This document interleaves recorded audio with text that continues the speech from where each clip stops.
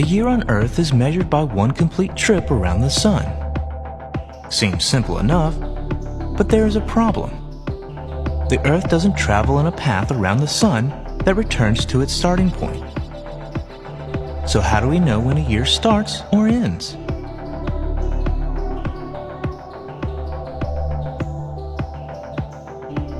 Well, one way, called a sidereal year, measures our orbit against the distant stars.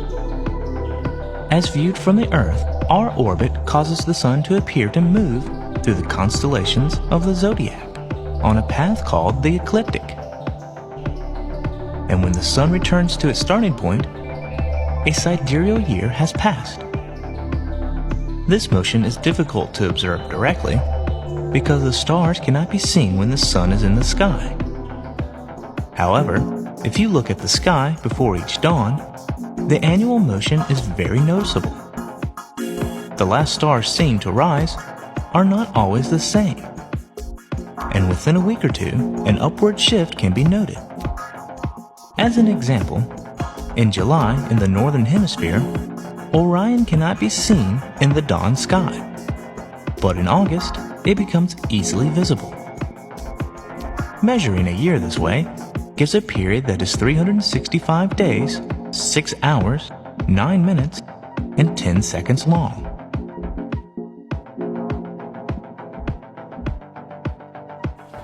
Another possibility is to measure the year against the passing of the seasons. Because of the tilt of the Earth on its axis, the position of the Sun in the sky changes from day to day throughout the year. If we were to take a picture of the Sun at noon regularly throughout the year, we would see the Sun moving on this path called an analemma.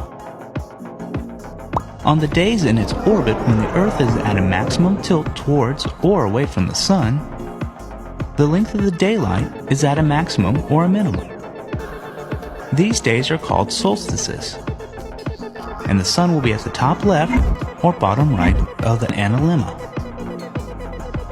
On the days when the Earth's tilt is perfectly sideways to the Sun, the day and night are equal in length. These are the equinoxes, and the Sun will be at this crossover position in the analemma.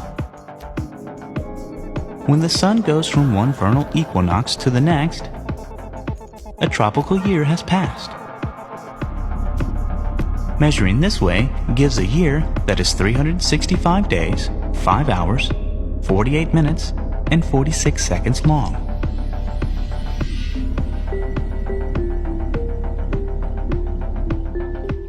The length of a year on Earth is affected by several gradual and cyclical changes in its orbit and its tilt.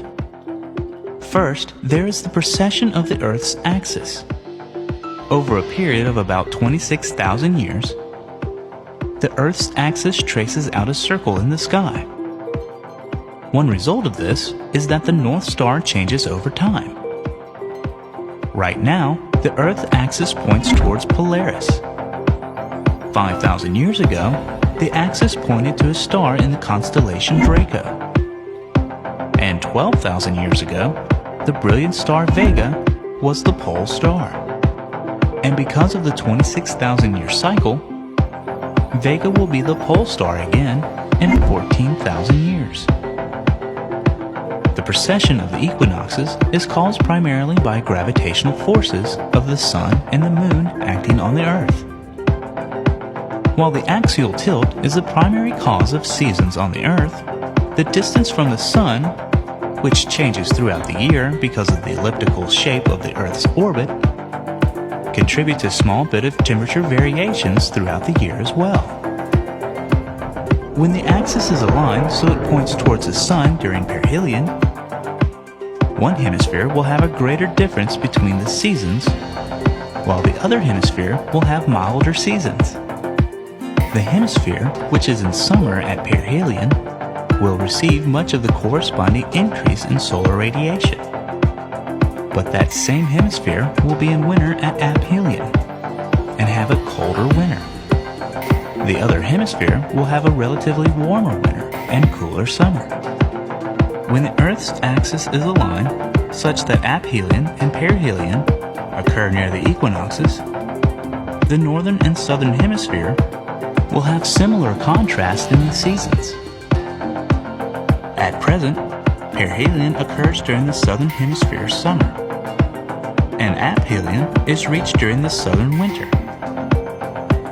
So the southern hemisphere seasons are somewhat more extreme than the northern hemisphere seasons when other factors are equal.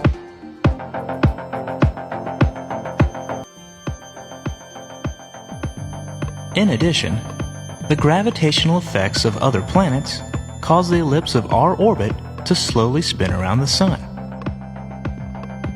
It takes about 112,000 years for the ellipse to revolve once, relative to fixed stars. When considered together, the two forms of precession add, and it takes about 21,000 years for the solstice to go from aphelion to aphelion.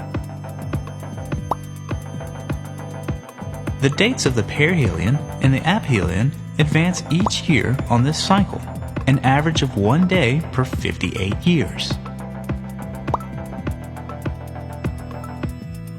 The eccentricity of the Earth's orbit is a measure of how round or how oval the orbit shape is. Over thousands of years, the eccentricity of the Earth's orbit varies as a result of gravitational attractions among the planets, primarily Jupiter and Saturn. The orbital eccentricity cycles with a period of roughly 100,000 years. As the eccentricity of the orbit evolves, the semi-major axis of the orbital ellipse remains unchanged, so the length of the sidereal year remains unchanged. As the Earth travels in its orbit, the duration of seasons depends on the eccentricity of the orbit. When the orbital eccentricity is extreme, the seasons that occur on the far side of the orbit are substantially longer in duration. In addition to axial precession, there's the axial tilt, the angle the Earth's rotational axis makes with its orbital plane. It is currently about 23.4 degrees and is declining. This tilt varies from 22.1 degrees to 24.5 degrees. It makes one complete tilt and back every 41,000 years. This change in tilt is directly related to ice ages on Earth. The last maximum tilt occurred in 8700 BC, and the next minimum tilt will happen in 11,800 AD. The inclination of Earth's orbit drifts up and down relative to the present orbit, with the cycle having a period of about 70,000 years. And the orbit also moves relative to the orbits of other planets as well. By calculating the plane of unchanged total angular momentum of the solar system, we can define the orbital plane called the invariable plane. It is approximately the orbital plane of Jupiter. The inclination of the Earth's orbit has a 100,000-year cycle relative to the invariable plane. This 100,000-year cycle closely matches the 100,000-year pattern of ice ages.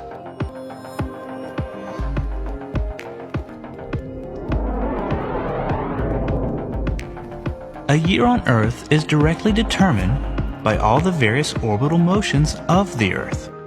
So, if someone tells you how many years old they are, you might ask them, is that sidereal, tropical, or anomalous years?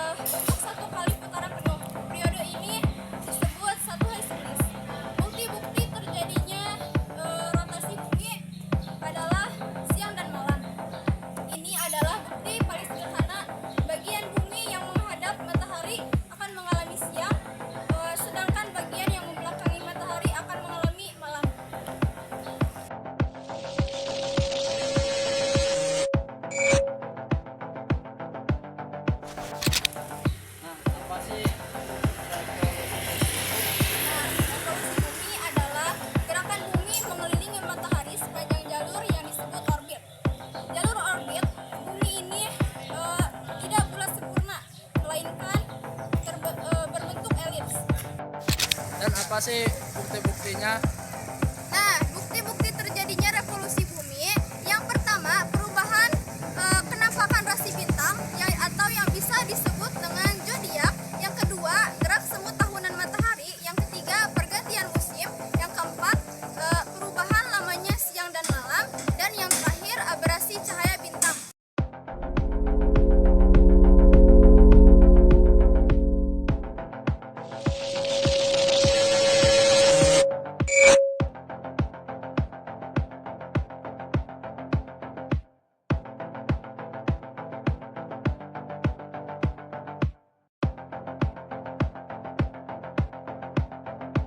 Apa sih gejala-gejala yang mengakibatkan terjadinya rotasi bumi? Nah, ada beberapa gejala akibat rotasi bumi. Yang pertama, satu, terjadinya siang dan malam. Rotasi bumi menyebabkan bagian bumi yang menghadap matahari mengelilingi siang, sedangkan bagian yang membelakangi matahari mengalami malam. Pergantian ini terjadi secara terus-menerus selama 24 jam. Dua, gerak semu matahari. Matahari terlihat bergerak dari timur ke barat setiap hari. Sebenarnya matahari tidak mengelilingi bumi, tetapi bumi yang berputar pada porosnya, sehingga matahari tampak seolah-olah bergerak. Tiga, perbedaan waktu di berbagai wilayah. Rotasi bumi menyebabkan adanya perbedaan waktu di daerah di dunia. Wilayah yang berada di sebelah timur memiliki waktu lebih cepat dibanding waktu di daerah barat. Empat, percepatan gravitasi bumi. Akibat rotasi, bentuk bumi tidak bulat sempurna, melainkan sedikit tepat di kutub dan mengembung di khatulistiwa. Hal ini menyebabkan gravitasi di daerah kutub lebih besar dibandingkan di daerah khatulistiwa.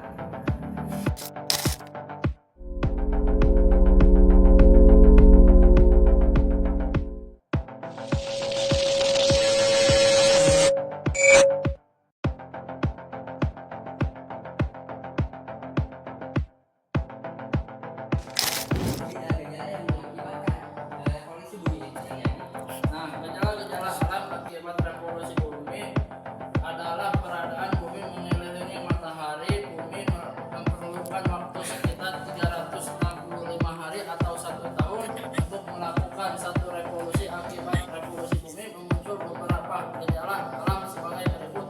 Pengertian musim terjadi karena posisi bumi terhadap matahari berubah selama revolusi di negara subtropis. Terjadi 4 musim, yaitu musim semi, musim panas, musim gugur, dan musim dingin.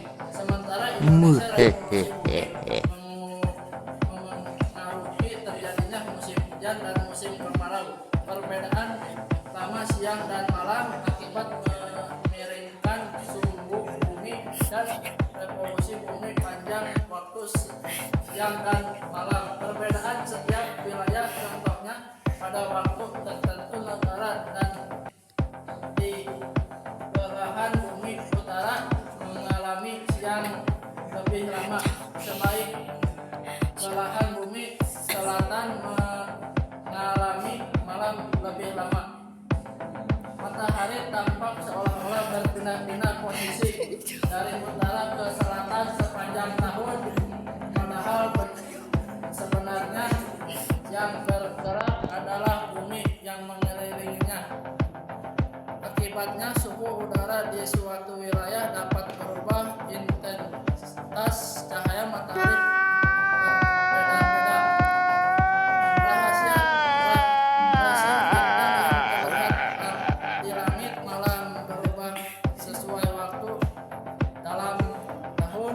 Hal yang terjadi karena posisi bumi terus berubah-ubah selama revolusi. Nah, contoh, ada rahasia bintang yang terlihat pada bulan tertentu tetapi tidak terlihat pada bulan lainnya. Dasar penentuan kalender Masehi kala revolusi bumi digunakan sebagai dasar penanggalan Masehi 1 kali revolusi bumi 365 hari, karena tidak lebih seperempat hari setiap tahun, maka setiap 4 tahun sekali ditambahkan 1 hari pada bulan Februari. Tahun tersebut disebut tahun Kabisat.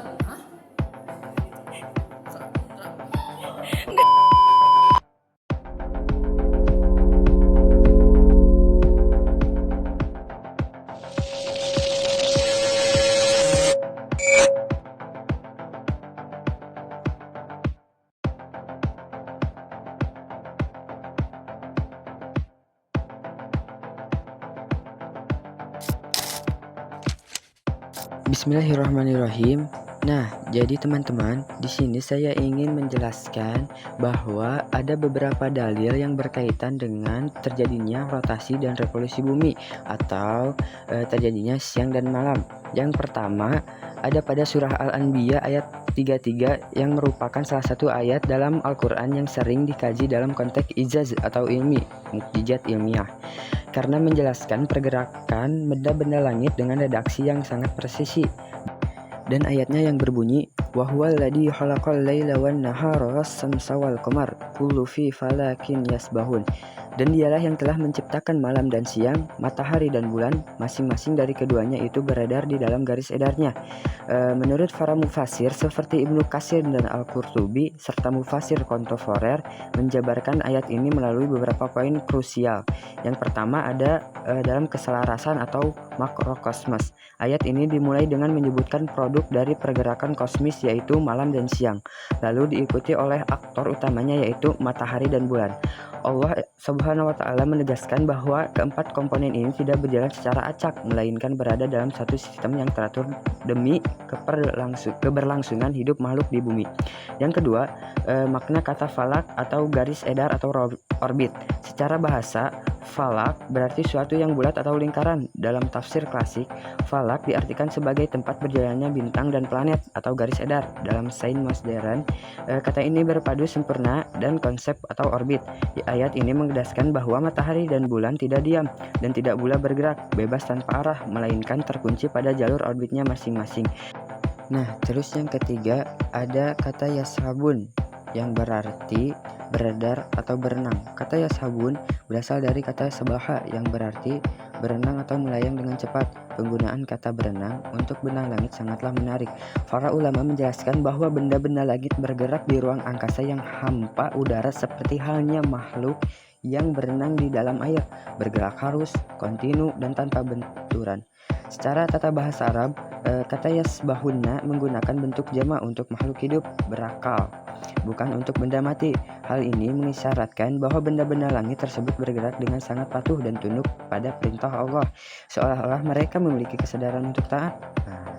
Terus ada juga sudut pandang sains modern. Pada masa ayat ini diturunkan abad ke-7 Masehi. Keyakinan astronomi yang populer adalah teori geosentris, bahwa bumi adalah pusat alam semesta dan benda lain mengitari bumi secara statis, atau pandangan bahwa matahari adalah benda yang diam mutlak. Al-Quran datang dengan menyatakan kullun fi falakin yasbahun, masing-masing beredar pada garis edarnya, seperti bulan beredar mengelilingi bumi, matahari tidak diam. Sains modern menemukan bahwa matahari bergerak atau berotasi pada porosnya dan bergerak maju memboyong tata surya mengelilingi pusat galaksi Bima Sakti Milky Way dengan kecepatan yang sangat tinggi. Nah, jadi teman-teman, kesimpulan spiritual melalui surah Al-Anbiya ayat 33, Allah Subhanahu wa Ta'ala mengajak manusia untuk merenungkan betapa besarnya alam semesta ini. Jika benda raksasa seperti matahari dan bulan saja tunduk patuh berputar pada garis edar yang telah ditentukan tanpa pernah membangkang, maka sudah seharusnya manusia yang jauh lebih kecil tunduk dan patuh pada syariat dan aturan-aturan yang telah diciptakan oleh Sang Pencipta. Nah, teman-teman, di situ kita sadar bahwa benda yang paling besar pun tunduk kepada Allah. Tetapi kita, makhluk yang paling kecil, kenapa tidak tunduk kepada Allah? Nah, kita kita harus sadar ya teman-teman. Lanjut saja, dalil yang kedua ada pada surah Al-Furqan ayat 62, merupakan salah satu ayat yang mengajak manusia untuk merenungkan tatanan alam semesta sebagai sarana meningkatkan keimanan, yang berbunyi wa huwal ladzi ja'ala al-laila wan nahara khilfatan liman arada ay yadzakkara aw arada syukura. Dan dia pula yang menjadikan malam dan siang silih berganti bagi orang yang ingin mengambil pelajaran atau orang yang ingin bersyukur. Terus di sini juga para ahli mufasir seperti Ibnu Katsir, Jalaluddin Al-Mahalli menjabarkan beberapa poin penting dari ayat ini. Yang pertama, ada kata hilfatan yang berarti sesuatu yang datang menggantikan sesuatu yang lain. Dalam konteks ayat ini ada dua makna yang saling melengkapi. Yang pertama, secara astronomis, ketika malam pergi, siang datang menggantikannya, dan begitu pula sebaliknya. Sifatnya konsisten, teratur, dan tidak pernah saling mendahului. Yang kedua, secara karakteristik, malam diciptakan gelap dan tenang untuk beristirahat, sedangkan siang diciptakan terang benderang untuk bekerja dan mencari penghimpunan atau penghidupan. Terus yang kedua ada pada kata liman arada ayyadzakkara yang berarti mengambil pelajaran bagi orang yang menggunakan akalnya. Pergantian waktu ini adalah bukti nyata adanya pencipta yang maha kuasa dan maha mengatur. Keteraturan yang presisi ini menunjukkan bahwa alam semesta tidak terjadi secara kebetulan. Nah, hati-hati ya teman-teman. Jadi pergantian ini juga mengingatkan manusia tentang perputaran roda kehidupan. Ada masa sulit yang diibaratkan malam dan ada masa kemudahan yang diibaratkan siang, serta mengingatkan bahwa umur manusia terus berkurang seiring bergantinya hari. Yang ketiga ada pada kata au arada syukura yang berarti sarana untuk bersyukur. Di sini, malam dan siang adalah nikmat besar yang menunjang biologis dan produktivitas manusia. Bayangkan ya teman-teman, jika bumi hanya mengalami siang terus-menerus, apakah manusia akan kelelahan, kekeringan? Dan atau bayangkan teman-teman, jika malam terus-menerus, tumbuhan tidak bisa berfotosintesis dan kehidupan akan mati. Keserasian ini menuntut manusia untuk bersyukur atas fasilitas hidup yang disediakan Allah.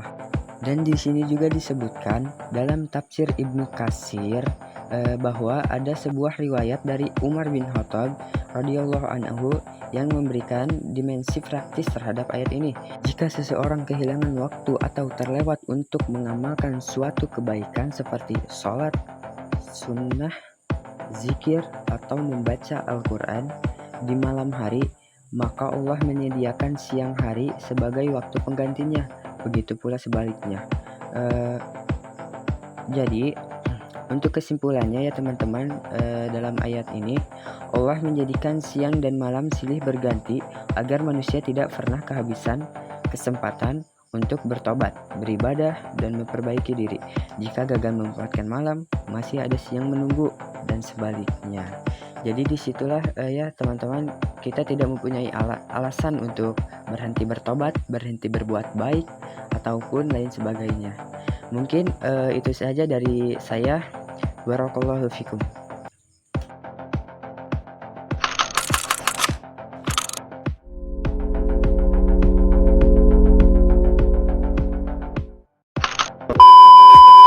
Nah, jadi itulah teman-teman pengertian akibat gejala-gejala dan dalil yang menjelaskan tentang fenomena rotasi dan revolusi bumi tersebut terjadi.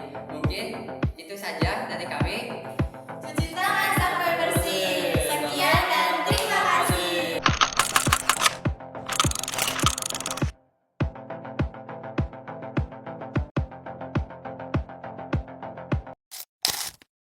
Ooh.